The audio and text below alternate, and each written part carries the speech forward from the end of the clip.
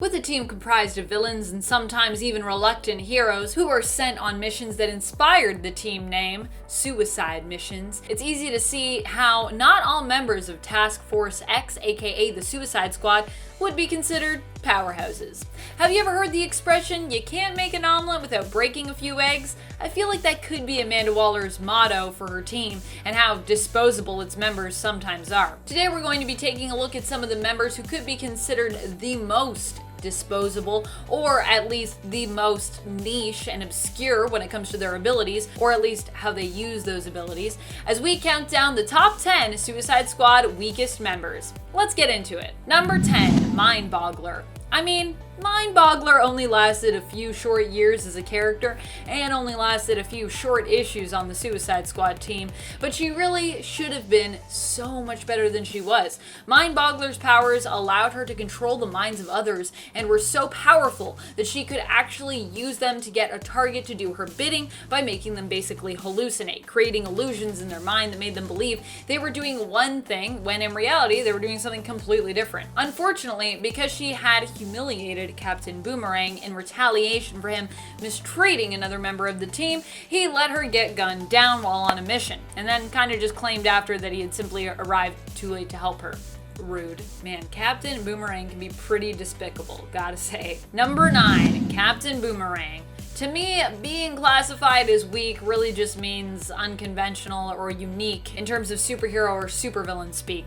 It just means your skills are more specialized in usually a very niche area. With Captain Boomerang, that niche area is throwing things, often boomerangs. Captain Boomerang comes armed with various different kinds of boomerangs usually, but he doesn't really have any superpowers except being good at throwing boomerangs, which isn't really a superpower. At least initially in the comics, he doesn't have powers. I will admit that the second Captain Boomerang, Owen Mercer, the son of George Harkness, did seem to also display the ability to tap into the Speed Force, but it should also be acknowledged this likely comes from his relation to the Allen and Thawne family tree on his mother's side, not the OG Captain Boomerang side of the family, the Harkness side. Just FYI. Yeah, he's got some superpowers, but not so much on the original Captain Boomerang front. And friends, before we move on to this next spot, just a quick reminder to give this video a thumbs up if you enjoyed and you want me to talk more about cool Suicide Squad stuff, which I'm so down for. I'm wearing my shark sweater. I'm all ready for that King Shark Facts Part 2 list whenever you are. Number 8, Karen Grace. Karen was an original member of Task Force X and first appeared alongside the team in The Brave and the Bold. She was a love interest of Rick Flagg's and the two were in a relationship together, but their other teammates, Jess Bright and Hugh Evans, also had a thing for Karen, so Rick asked that she keep their relationship a secret to maintain the harmony of the team. In the end, their relationship was revealed, which did create a split in the team, and it resulted in the apparent death of both Hugh and Jess.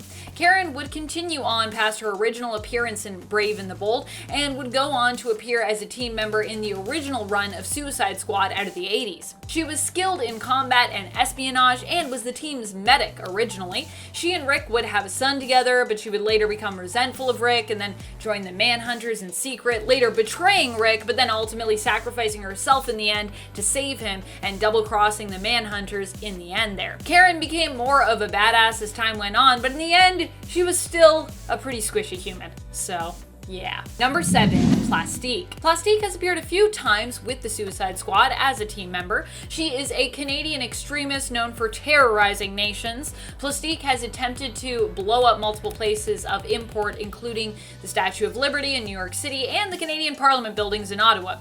Pretty much all of her attempts to cause harm to political leaders or monuments, though, have been thwarted and usually lead to her imprisonment, and later led to her recruitment onto the Suicide Squad. Plastique is one of those members who could be really cool, but is just always kind of set up to fall flat, allowing her to become more well known for failing than succeeding.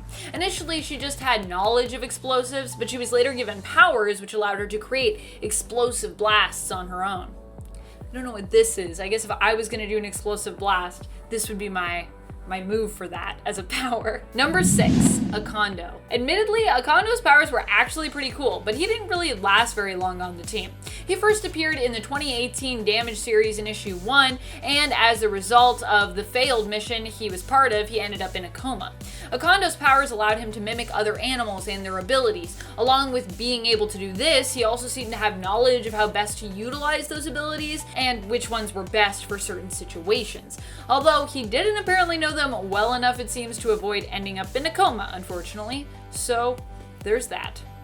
Poor Condo. So many cool people that are short-lived, and then so many people that are mediocre that seem to go on forever in Suicide Squad. That's always interesting to me. Number 5, Jeff Bright. Originally named Jess Bright in the comics, though his name would change later on when he reappeared in the Suicide Squad series. As Jess Bright, he first appeared in The Brave and the Bold in issue 25, when he was first on the Suicide Squad.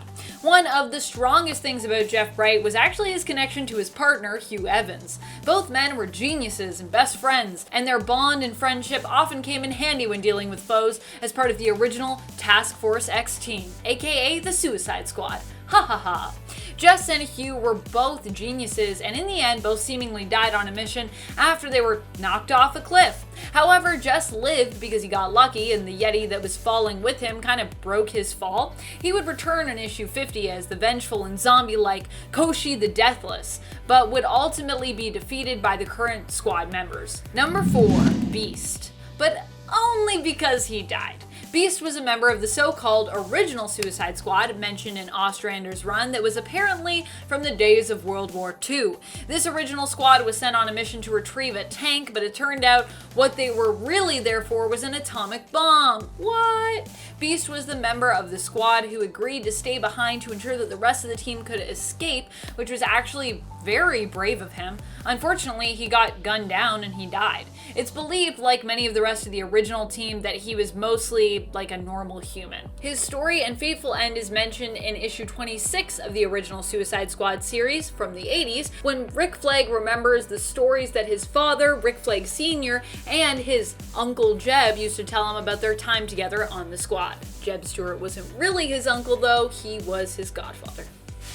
Facts. Number 3, Ragdoll. We talked about specific abilities before, but this one was very weirdly specific.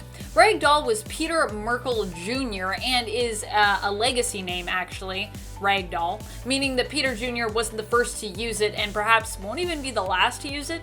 Ragdoll's main thing was being a contortionist, and their MO tended to be eliminating their victims by strangling them with their own contorted limbs, which is just so bizarrely specific. They also fought with daggers though, but neither of their skills was able to save them from a bunch of ghoul-like creatures who were stalking the squad's target. Ragdoll ended up torn to shreds and ripped limb from limb by the ghouls in the 2018 Suicide Squad Annual, which is from the 2016 series but happened in 2018. That was the year it came out. Just in case anyone's like, that was from the 2016 series. I know. If you're looking for it, it might be easier for you to look up. Actually, maybe it wouldn't be. Maybe it would be easier for you to look up just 2016 Annual 1. I don't know. What helps you all find comics when I give you information? Let me know, and I'll give it to you. Do you like volume numbers? Do you like years? Do you like the year it came out? The year that of the series it was part of? So many questions. Number 2, Scorpio. Scorpio was a villain originally introduced in Steel in the New Earth continuity. However, he resurfaced in the current continuity only to be sacrificed as a member of the Suicide Squad team. Scorpio ended up on the team alongside our previous number that was mentioned, Ragdoll. While Ragdoll was first to die, Scorpio wasn't far behind him. And their death, in my opinion, was more humiliating simply because they were boasting the entire time of like how scary they were, only to find themselves drowned in what appeared to be a very shallow marsh. That's what it looked like happened. Scorpio even claimed to be more frightening than Swamp Thing. I feel like you don't make a bold claim like that and live to see it through usually, unless you are actually more scary than Swamp Thing. Scorpio was also killed by the ghouls that kept appearing near the initial target of the squad that we talked about in the previous point. Number 1, Slipknot. He's got sticky ropes. Sorry, sticky ropes that can also harden.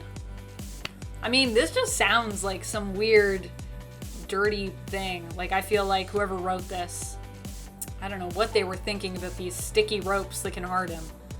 Yikes. Anyways, if you don't like sticky ropes, you better watch out. Not only did Slipknot get the most unceremonious death in the Suicide Squad film from 2016, but even in the comics, he's honestly pretty lame. I'm actually surprised he lasted as long as he did. He was on the team for a short period, but wouldn't have an on-panel death until 2010 in the comics, though he didn't die in an issue of Suicide Squad, by the way. He was encouraged by Captain Boomerang during his time on the squad to try and escape, and as a result, he had his arm blown off. He suffered a worse fate in the film, though. He had more than his arm blown off. Pop. One pop. Who do you think is the weakest member of the Suicide Squad? Which roster do you think was the most powerful, and which was the least powerful? Are you excited for the new Suicide Squad film? Like we are. Let us know in the comments below. And speaking of comments, it is time to turn to some comments from one of our latest videos, Top 10 Most Powerful Dark Multiverse Villains. Sunstar comments that Lois Lane Eradicator is an awesome creative alternate of the character. Nice job, Amanda, on the live stream.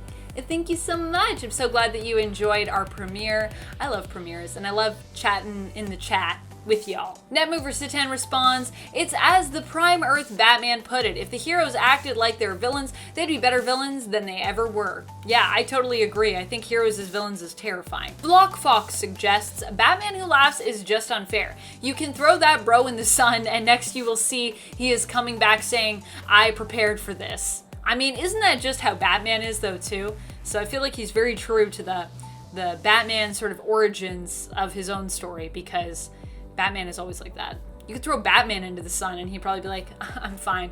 I got a thing. I got a thing for that on my utility belt. And that's all the time we have for comments today. Be sure to comment below for a chance to have your thoughts and feels shouted out in a future list. This has been Top 10 Nerd, and I'm your host, Amanda McKnight. Till next time, you stay nerdy, YouTube.